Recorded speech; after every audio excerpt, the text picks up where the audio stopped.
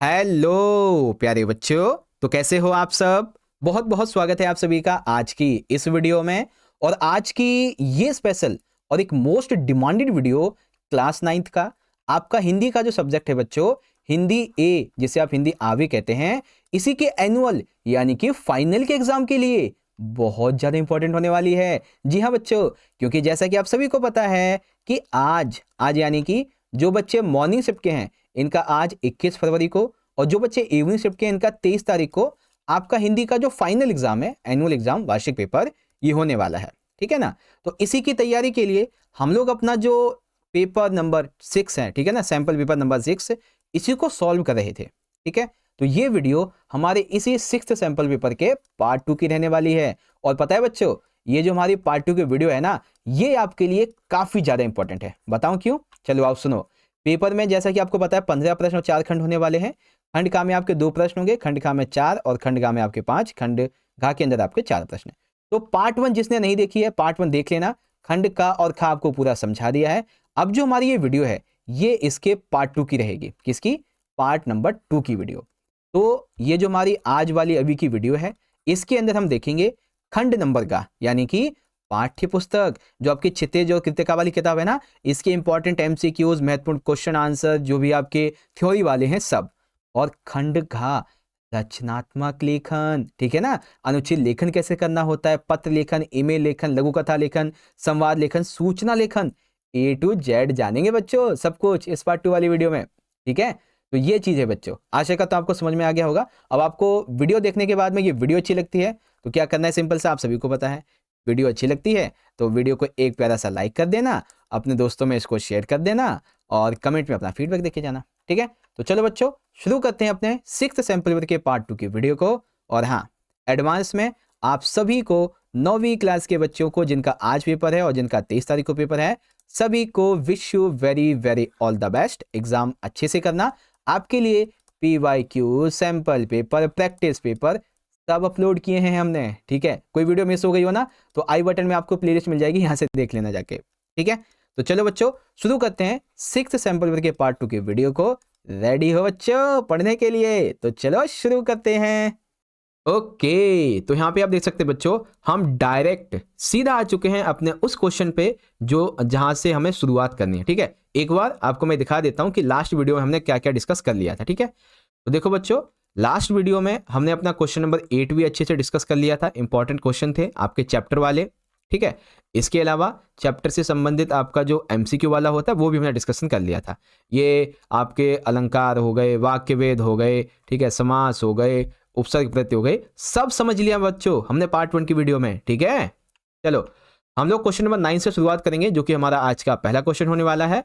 और question number 9 जो है ये पठित पद्यांश वाला है, यानी कि जो आपका वो होते हैं ना, क्या नाम है, कविताएं, उससे संबंधित हमसे 5 एमसीक्यू पूछे जाएंगे। ठीक है, तो बच्चों ये कविता कबीर जी की है, आप चाहें तो उसे पढ़ सकते हैं। ठीक है, मैं आपको सीधा का सीधा क्वेश्चन आंसर कहूंगा, क्या नाम है, करवाऊंगा। ठीक है, देखो पहला क्वेश्चन है बच्चों। पहले क्वेश्चन में कहें कबीर भान के प्रगटे उदित भयातम खीना, इसमें भान का क्या था बच्चों? तो अगर आपने 7वीं 8वीं में पर्यायवाची पढ़े होंगे ना तो आपको पता होगा भान किसका पर्यायवाची है बच्चों? भान है सूर्य का पर्यायवाची। ठीक है, तो कहें कबीर भान के प्रगटे उदित भयातम खीना, यानी कि यहाँ पे जो कबीर जी वो कहते हैं कि सूर्य प्रकट हुआ है। ठीक है, इस तरह से। अब प्रश्न नंबर 2 देखेंगे। कवि के अनुसार निम्नलिखित कथनों को ध्यानपूर्वक पढ़िए। तो क्या कथन है बच्चों? सबसे पहला, मोको कहां ढूंढे बंदे। इसमें इस लाइन के अंदर कवि ने ईश्वर को अपने अंदर तलाशने की सलाह दी है। बिल्कुल सही बात है। यहां पे कवि जी कहते हैं कि मोको कहां ढूंढे बंदे, तो इसके माध्यम से कवि कहते हैं कि ईश्वर को अपने अंदर ही तलाशो। इसके अलावा सब श्वासों की श्वास, ठीक है, सब श्वासों की तो श्वास, इसका मतलब क्या है कि ईश्वर हर कण कण में बसा हुआ है, हर व्यक्ति में, हर क्षण क्षण में, हर वस्तु में ईश्वर बसा हुआ है। हस्ती चढ़िए जान को, सॉरी हस्ती चढ़िए ज्ञान को। तो यहाँ पे जो हस्ती मतलब है, हस्ती मतलब क्या है? हस्ती का मतलब होता है हाथी। क्या मतलब है? हाथी। आंधी पीछे जो जल बूठा, इसमें पोएम में लाइन है एक कि आंधी पीछे जो जल बूठा, तो उसमें बूठा का क्या मतलब बच्चों? बूठा का मतलब होता है वर्षा, कि जैसे आंधी आती है तो इसे क्या होता है, वर्षा भी है साथ में लेके आती है। ठीक है, पीछे पीछे वर्षा भी आती है। तो यानी कि ये जितनी भी बातें बच्चों बिल्कुल सही हैं। और याद रखना कि एग्जाम के अंदर ये एक अलग एमसीक्यू बन सकता है, ये अलग से, ये अलग से, ये अलग से। तो मैंने क्या किया है, ऐसे 1 से 2 क्वेश्चन ले रखे जिसका आउटपुट कम से कम 4 एमसीक्यू के बराबर हो। ठीक है, तो इससे आपकी प्रिपरेशन कम टाइम में अच्छी होगी। ठीक है बच्चों, चलिए क्वेश्चन नंबर 3, कबीर के अनुसार मनुष्य महान कब कहलाता है? ठीक है, तो जब मनुष्य के कर्म श्रेष्ठ होंगे तब वो महान कहलाएगा। ठीक है, मनुष्य के कर्म श्रेष्ठ होंगे तब वो महान कहलाएगा। ठीक है, अगला, कवि के अनुसार निम्नलिखित में गलत कथन की पहचान करो। तो यानी कि इसमें से एक गलत है, बाकी सब ठीक है। तो क्या कबीर जी ने राम और हरि इन सभी को मनुष्यों के रूप में देखा है? कबीर जी कहते हैं राम और हरि मनुष्यों के रूप में है। कबीर के अनुसार सत्य और प्रेम का मार्ग ही सच्चा मार्ग है। यानी कि अगर ईश्वर की प्राप्ति करनी है तो सत्य और प्रेम का ही मार्ग सच्चा है। कबीर का जो शब्द है, शब्द ये भक्ति और उपदेश के प्रकार जैसे हैं। बिल्कुल ठीक है। कुबदी का भांडा फूटा, इसमें किसी का भेद ना खुलना, ये गलत है। क्योंकि देखो, कुबदी का भांडा फूटा, भांडा फूटने का क्या मतलब हो गया कि किसी का भेद खुल गया, लेकिन यहाँ पे ना शब्द यूज हो गया ना, इसलिए गलत हो गया। ठीक है, तो फिर से आपसे पूछा जा सकता है कि कबीर ने राम और हरि को किस रूप में देखा है? कबीर के अनुसार सच्चा मार्ग क्या है? सत्य और प्रेम का है। ठीक है, इसके अलावा शब्द में किसका वर्णन है? तो ऐसे करके छोटे छोटे एमसीक्यू अलग से बन सकते हैं। ओके, अब बच्चों इसी कविता से हमें कुछ शब्दार्थ दिए गए हैं, इसे ध्यान से पढ़ना है। पहला शब्द है थूनी। थूनी का मतलब होता है स्तंभ या फिर कोई टेक। बलिंडा, बलिंडे का मतलब होता है छप्पर की मजबूत मोटी लकड़ी। छानी मतलब छप्पर। भांडा फूटा यानी कि भेद खुल गया, मतलब कि 1 2 3 4 ये सारी के सारी कथन हमारे बिल्कुल सही हैं बच्चों। ठीक है, चलिए क्वेश्चन नंबर 10 देखेंगे, काफी इंटरेस्टिंग है। और इस बार मैंने क्या किया बच्चों, वैसे तो हमेशा मैं 5 ही क्वेश्चन लेता हूं, इस बार मैंने 6 क्वेश्चन ले लिए इसमें। ठीक है, एग्जाम में चिंता मत करो, एग्जाम में आपके 4 क्वेश्चन आएंगे जिसमें से आपको 3 जो है उसके आंसर देने होंगे। बेसिकली आपके 2 2 नंबर के हैं। ठीक है, अब मैंने 6 इसलिए लिए हैं ताकि भाई आपकी तैयारी में कोई कमी ना रह जाए, है ना, मैं यहाँ पे आपकी अच्छी तैयारी करवा दूँ। ओके बच्चों, तो 10वां है कि पठित पाद्यों के जो पाठ हैं आपके, उसके आधार पे 5 में से किन्हीं 3 के उत्तर दीजिए। तो देखो बच्चों, वाक कविता की जो कवित्री हैं, ये घर जाने की चाह से इनका क्या तात्पर्य है? कवित्री के द्वारा मुक्ति के लिए किए जाने वाले जो प्रयास है वो व्यर्थ क्यों हो रहे हैं? 2 क्वेश्चन है बच्चों कि वाक कविता में जो कवित्री है वो घर जाने की चाह से उसका मतलब क्या है, और जो मुक्ति के प्रयास कर रहे हैं वो व्यर्थ क्यों हो रहे हैं? तो चलो बच्चों देखो, कवित्री का घर जाने से मतलब है कि प्रभु की शरण में जाना। ठीक है, कवि घर जाने से यह संकेत देती है कि वो प्रभु की शरण में जाना चाहती है। उनका अर्थ है कि संसार के बंधनों से मुक्त होकर ईश्वर की भक्ति में लीन होना। ठीक है, अब कवित्री जो है ये भक्ति में लीन होने के लिए या फिर मुक्ति के प्रयास कर रही है, वो विफल हो रहे हैं, वो सफल नहीं हो पा रहे हैं। क्यों? क्योंकि वह संसार की मोह माया में फंसी है, पूरी तरीके से संसार को त्याग नहीं पा रही है, वह केवल दिखावे की प्रभु भक्ति कर रही है, इसीलिए मुक्ति के प्रयास उसके व्यर्थ हो रहे हैं। ओके बच्चों, चलो अगला क्वेश्चन देखेंगे। सखी ने गोपी से कृष्ण का जैसा स्वरूप धारण करने का आग्रह किया था। यानी कि देखो, जो सखियां होती हैं वो कृष्ण के जाने के बाद में कहती हैं कि हम कृष्ण के जैसा रूप धारण करते हैं। तो कृष्ण का वो कैसा स्वरूप था जो उन्होंने धारण करने का आग्रह किया था, किस तरह का स्वरूप? तो सखी गोपी से कहती है कि वह स्त्री और आभूषण धारण करे जो श्री कृष्ण पहनते हैं। ठीक है, यानी कि वो वस्त्र और वो आभूषणों को धारण करे जो वस्त्र और आभूषण कृष्ण पहनते हैं। वह गोपी से कहती है कि वह सिर पर मोर के पंख का मुकुट लगा ले, गले में कुंजों की माला डाले, पीले वस्त्र पहने और हाथ में लाठी लेकर गायों को चराने जाए। ऐसा स्वरूप बनाने के लिए आपस में कहती हैं। ओके, चलो अगला क्वेश्चन देखेंगे। कैदी और कोकिला में ये जो आपकी कविता है, इसमें कवि को कोयल से क्यों ईर्ष्या हो रही है बच्चों? तो कोयल से ईर्ष्या क्यों होती है बच्चों? क्योंकि देखो, कोयल स्वतंत्रता से आकाश में उड़ने की क्षमता रखती है, जबकि कवि जमीन की एक छोटी सी बंद कोठरी में सिमट के रह गया है। कोयल को अपने मधुर गीतों पर सराहना मिलती है, जबकि कवि को उसके रोने पर भी गालियां ही दी जाती हैं, उसकी स्वतंत्रता छीन ली गई है। कोयल एकदम स्वतंत्र होकर अपने विचारों को, अपनी आवाज को रख सकती है, लेकिन मैं इस बंद कोठरी में बंद होकर भी अपनी बातों को नहीं रख सकता, इसीलिए कवि को कोयल से ईर्ष्या होती है। ओके बच्चों, तो देखा मैंने कितनी सिंपल तरीके से समझा दिया। अगला क्वेश्चन देखेंगे। अब भाव स्पष्ट करना है। क्या भाव स्पष्ट करना है?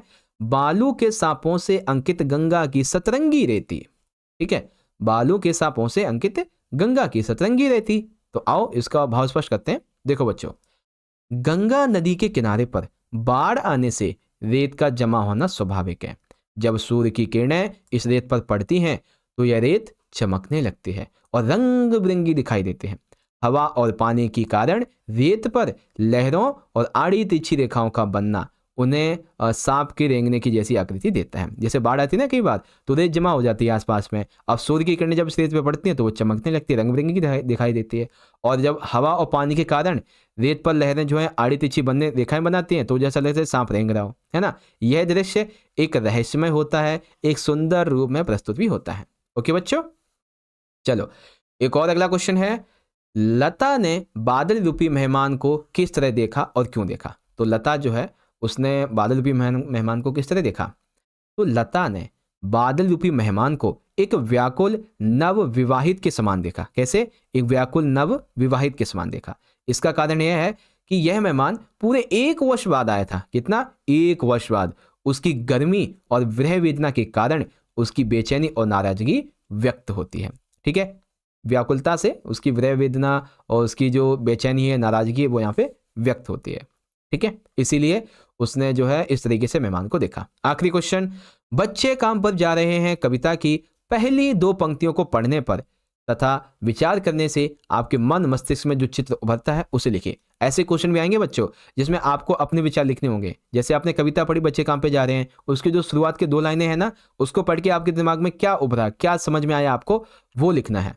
तो चलो मैं बताता हूं मुझे क्या समझ में आया। देखो, कविता की आरंभिक पंक्तियां पढ़ते ही बच्चों की मासूमियत और उनके अधिकारों के हनन का मन झकझोर देता है। जैसे मैंने कविता की 2 लाइनें पढ़ी ना, तो मुझे बच्चों की मासूमियत और उनके अधिकारों को हनन देख मेरा मन अंदर ही अंदर बहुत दुखी हुआ, झकझोर गया।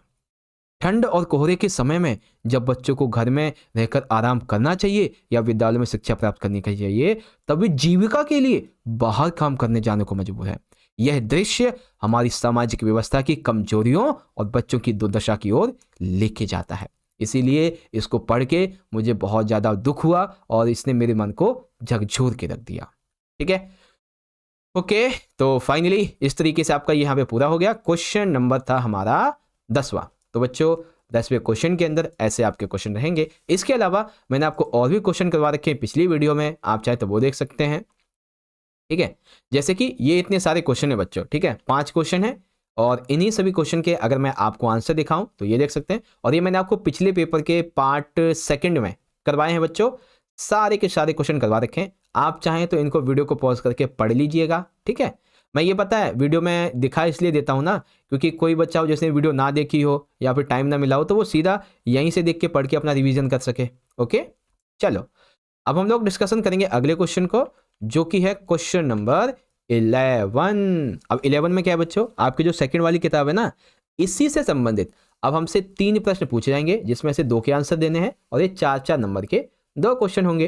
तो पहला क्वेश्चन क्या है बच्चों, इस जल प्रलय में पाठ के अनुसार बाढ़ की सही जानकारी लेने और बाढ़ का रूप देखने के लिए लेखक क्यों उत्सुक था? यानी कि इस जल प्रलय पाठ में ये बताओ कि लेखक जो है ना, वो बाढ़ की जानकारी लेने के लिए और बाढ़ का रूप देखने के लिए इतना ज्यादा उत्सुक क्यों था, ये हमें बताना है।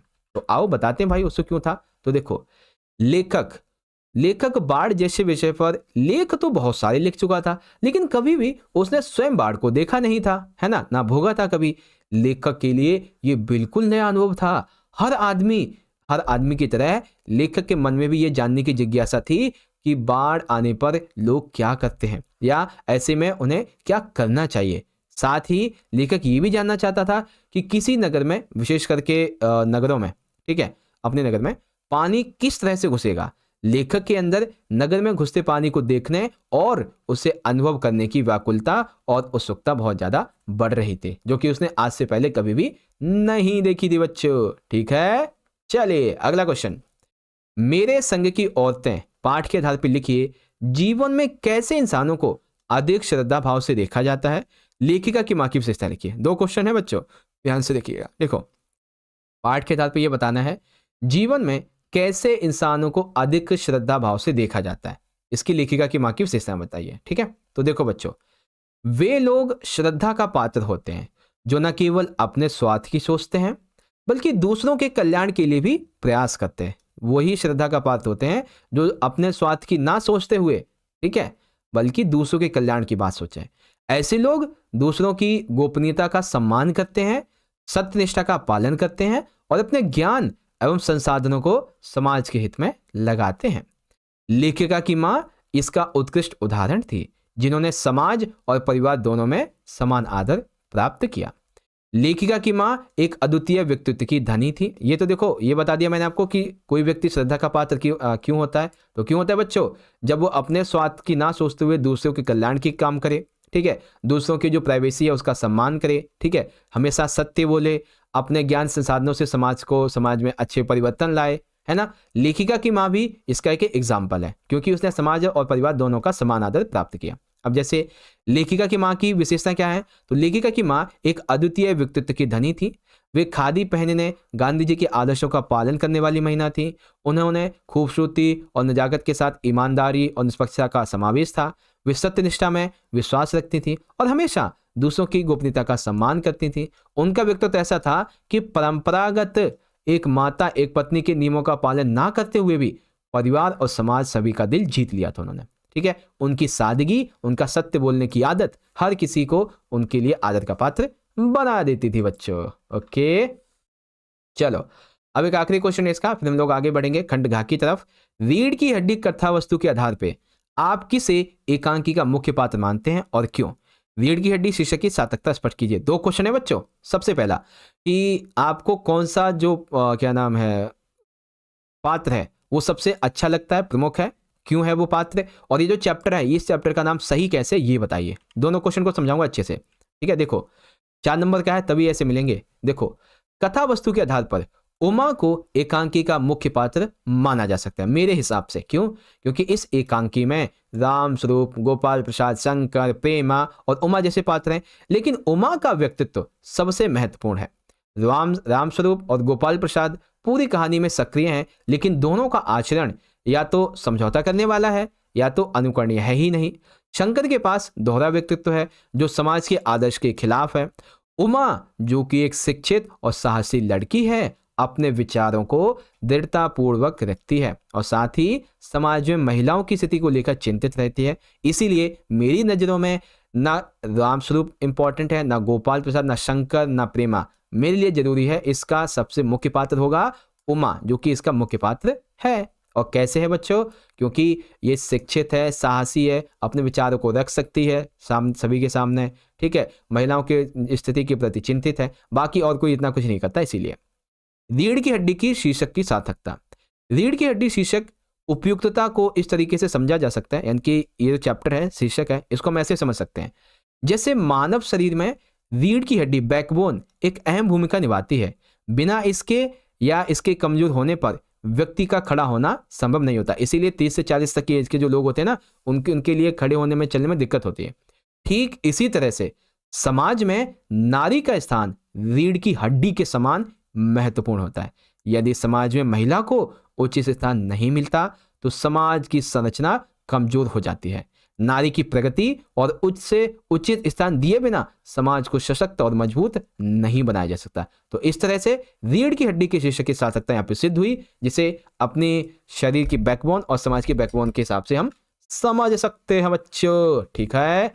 चलिए, तो हमारा यहाँ पे क्वेश्चन 11 भी पूरा हो गया। अब हम शुरुआत करेंगे बच्चों अपने अगले खंड की, ठीक है, जो कि है खंड नंबर घ, रचनात्मक लेखन का, ठीक है। अब ये रचनात्मक लेखन हमारा है बच्चों, इसमें अनुच्छेद, ईमेल, पत्र सारी चीजें होंगी, तो सबको बड़े ध्यान से समझेंगे। ओके बच्चों, क्वेश्चन 12, दिए गए 3 विषयों में से किसी एक विषय पर संकेत बिंदु के आधार पर अनुच्छेद लेखन लिखिए। जैसे कि एक बिंदु दिया गया है भारतीय संविधान का महत्व, तो संकेत बिंदु है इसका, ये संविधान की परिभाषा, उद्देश्य लिखेंगे आप इसमें, भारतीय संविधान की प्रमुख विशेषताएं लिखेंगे, संविधान का समाज पे प्रभाव, संविधान के प्रति जागरूकता का महत्व लिखेंगे, ठीक है। इसके अलावा नशे की लत, इसके कारण और उपाय, तो नशे की लत के कारण क्या होते हैं, नशे की शारीरिक मानसिक प्रभाव क्या होते हैं, समाज में इसके कारण क्या समस्या उत्पन्न होती है, नशे से छुटकारा वगैरह। तो ऐसे करके आपको एक अनुच्छेद लिखना है।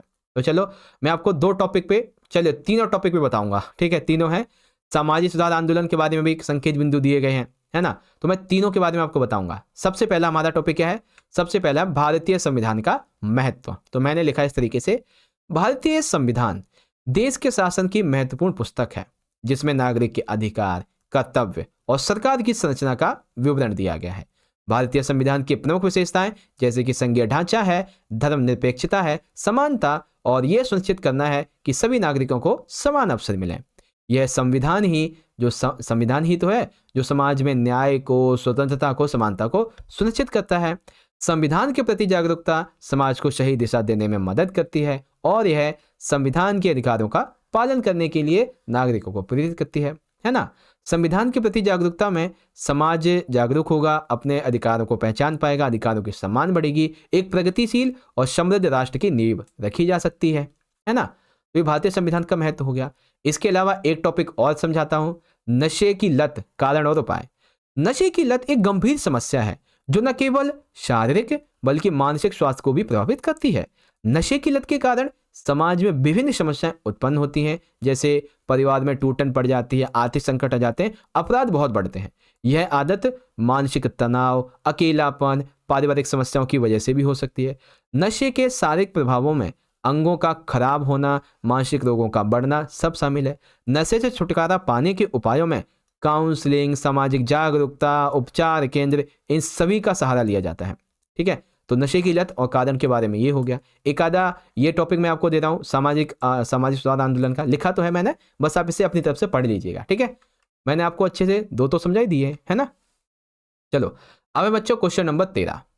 13वें क्वेश्चन में क्या है कि दिए गए किसी एक विषय पे आपको 100 शब्दों में पत्र लिखना है। बच्चों ध्यान से सुनो, पेपर में ना पत्र के 2 ही क्वेश्चन आएंगे, केवल 2 क्वेश्चन, बट इसमें एक ट्विस्ट है। ट्विस्ट ये है कि 3 टाइप के तो आपके पत्र हैं। कितने? 3 टाइप के।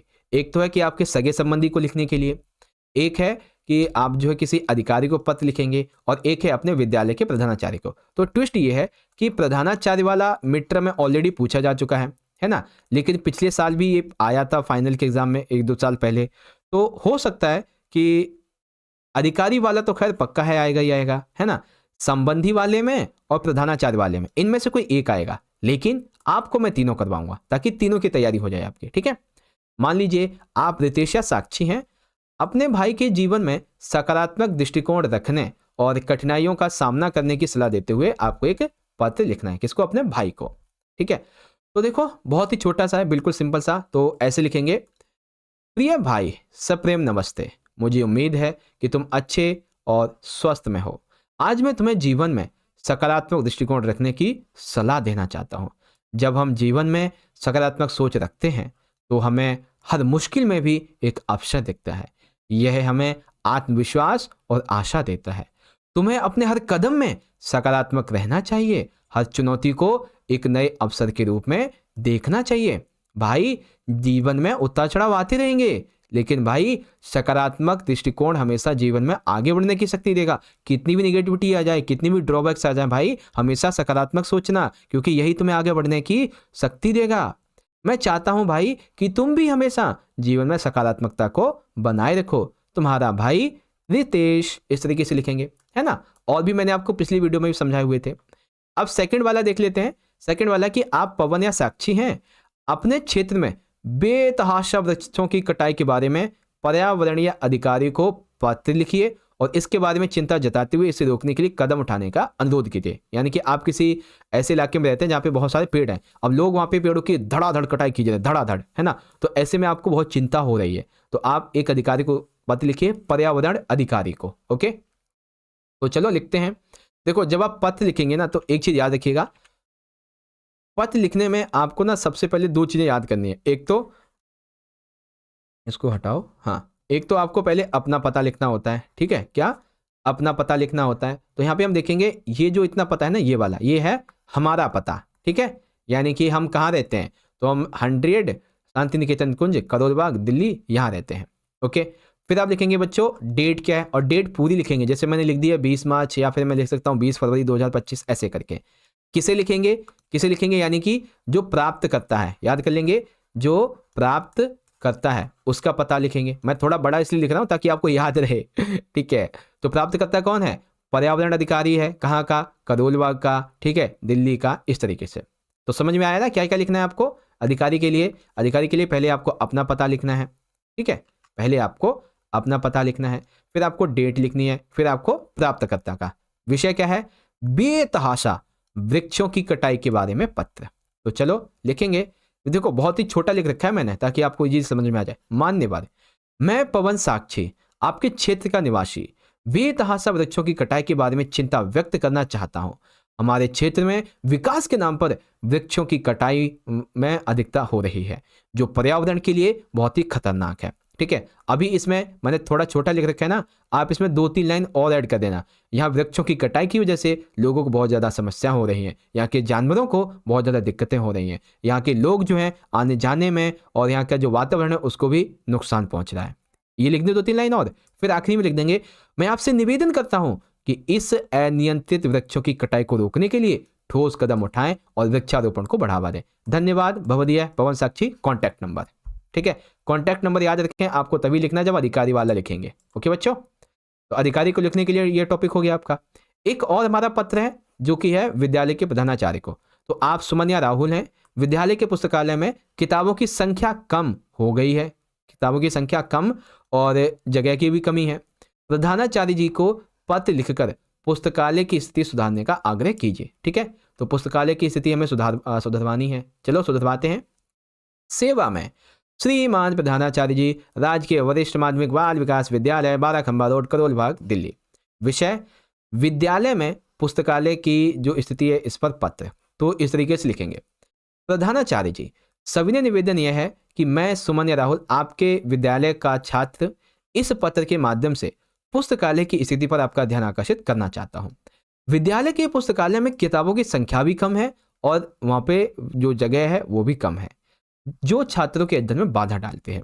पुस्तकालय में केवल पुराने और सीमित विषयों की किताबें हैं और नया साहित्य उपलब्ध नहीं है।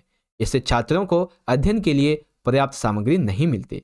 मैं आपसे निवेदन करता हूं कि पुस्तकालय का विस्तार किया जाए और नई किताबों का संग्रह बढ़ाया जाए ताकि छात्रों को बेहतर अध्ययन सामग्री मिल सके। फिर लिखेंगे, अब जैसे हम पत्र लिखते हैं छुट्टी के लिए तो वैसे ही, धन्यवाद 20/2025, आपका आज्ञाकारी शिष्य, नाम कक्षा 9वीं, अनुक्रमांक 1, यानी कि रोल नंबर 1।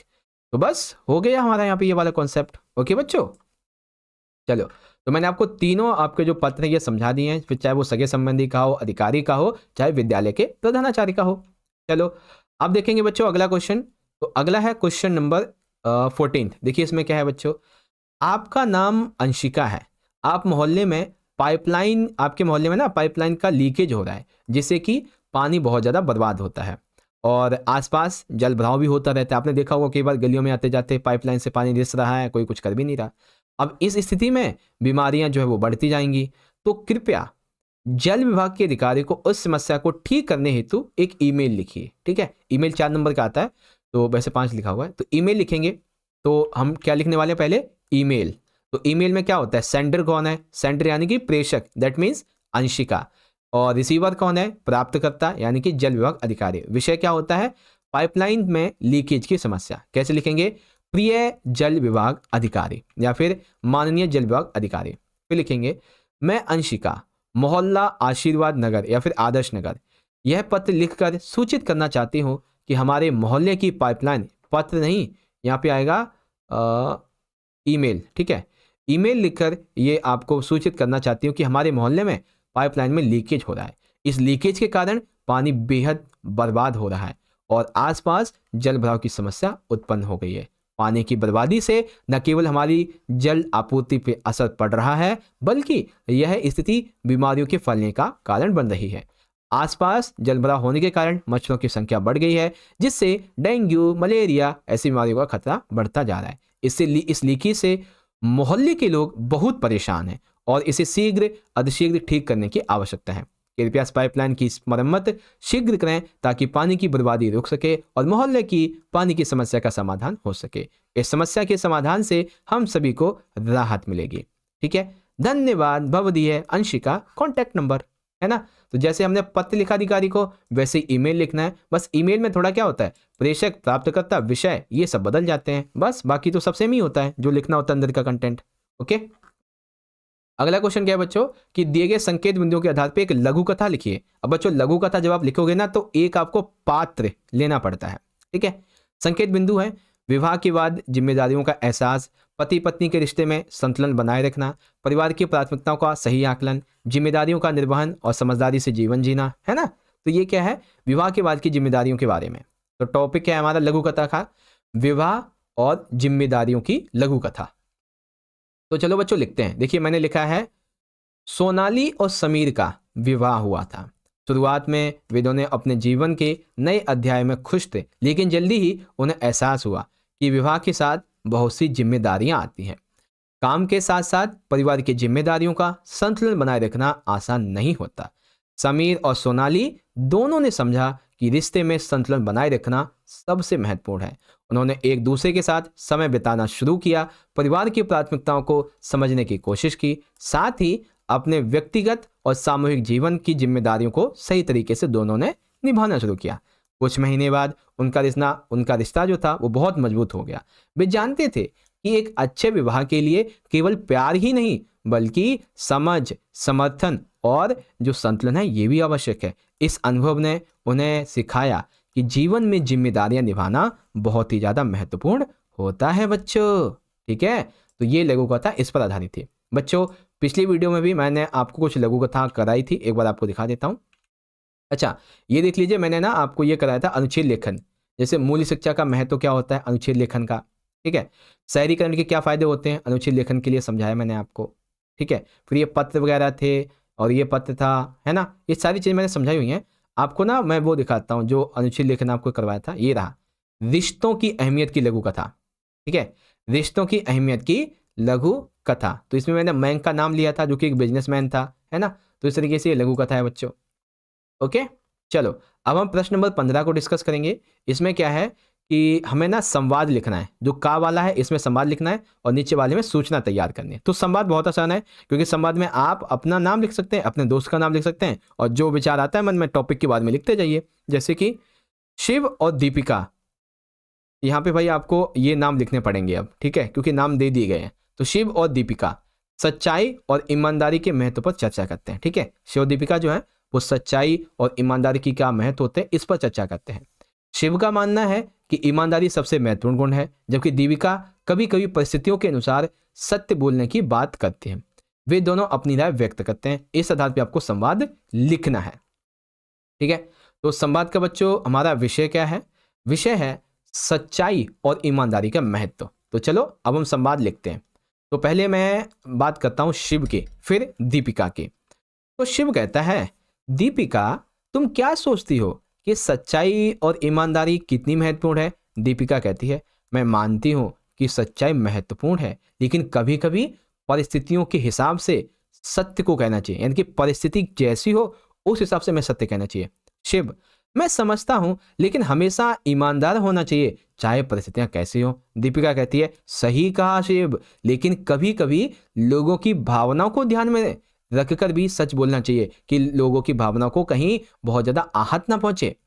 शिव कहता है हाँ, लेकिन अगर हम झूठ बोलेंगे तो फिर हमें सच्चाई छिपाने के लिए फिर और झूठ बोलने पड़ेंगे। एक झूठ बोलेंगे तो उस झूठ को छिपाने के लिए और झूठ बोलने पड़ेंगे, है ना। दीपिका कहती हाँ शिव ये तो सच कहा, सच्चाई से कोई भी परेशानी नहीं होती, ये सबसे अच्छा तरीका है। शिव कहता है हम दोनों को अपनी जिंदगी में सच्चाई और ईमानदारी को प्राथमिकता देनी चाहिए। दीपिका कहते हैं हाँ बिल्कुल शिव, इसके साथ हमारी आत्मा को शांति भी मिलती है। शिव कहता है सही कहा, अगर हम सच्चे रहते हैं तो लोग भी हमें समझते हैं और हमें किसी प्रकार की परेशानी भी नहीं होगी, ठीक है, हमें कोई जो है दिक्कत नहीं पहुंचा पाएगा। इस तरह से बच्चों, है ना। तो यहाँ पे देखिए ये मैंने आपको समझा दिया। आप सूचना लेखन है कि आप इकबाल अलीशा हैं, आपके विद्यालय की छुट्टी के समय किसी की खोई हुई एक डायरी मिली है, इस संबंध में सूचना देते हुए एक सूचना पत्र तैयार कीजिए 80 शब्दों में। तो सूचना लिखना बहुत ही आसान है, कब मिली, कहाँ मिली, कैसे मिली, एक बॉक्स में लिख दीजिए, बस हो गया, है ना। देखो संवाद मेरे हिसाब से बहुत आसान होगा आपके लिए क्योंकि इसमें आप अपने विचार लिख सकते हैं जो कि बहुत ही ईजी है। ओके बच्चों, ओके। तो इस तरह से प्यारे बच्चों आप सभी ने मेरे साथ मिलकर आज के इस वीडियो में क्लास 9th के अपने हिंदी के एनुअल यानी फाइनल एग्जाम के लिए जो सैंपल पेपर नंबर 6 है बच्चों, ठीक है ना, PYQ कह लीजिए, सैंपल पेपर कह लीजिए, इसका सॉल्यूशन पूरा कर लिया है। और आशा करता हूं कि आप सभी को बहुत अच्छे से जो भी हमने इस वीडियो के अंदर अपना खंड जो गा और घा था, ठीक है, ये रहा, देखो बताता हूं, खंड गा और घा ये अच्छे से समझ लिया है। आशा करता हूं कि आपको सब कुछ अच्छे से समझ में आ गया होगा। ठीक है, अब आपको ये वीडियो अच्छी लगी बच्चों तो सिंपल सा क्या करना है, वीडियो को लाइक कर दीजिए, ठीक है, और अपने दोस्तों में शेयर कर देना। आप लोग वीडियो को लाइक करेंगे तो हमारा और मोटिवेशन बढ़ता है आपके लिए ऐसे मेहनत करते रहने को, ठीक है ना। और साथ ही साथ आप जो है ना मुझे इंस्टाग्राम पे फॉलो कर सकते हैं, ये मेरी आईडी है, वहां पे भी कनेक्ट हो जाएंगे हम। कमेंट बॉक्स में फीडबैक बताना और चैनल को सब्सक्राइब करके बेल नोटिफिकेशन को ऑल पे सेट कर लेना बच्चों, ठीक है। तो चलिए आज के सेशन के लिए इतना ही, मिलते हैं आपसे अगली और एक एक्साइटिंग वीडियो में, तब तक के लिए बढ़ते रहिए। एडवांस में ऑल द बेस्ट, बहुत बहुत धन्यवाद। जय हिंद, जय भारत, वंदे मातरम।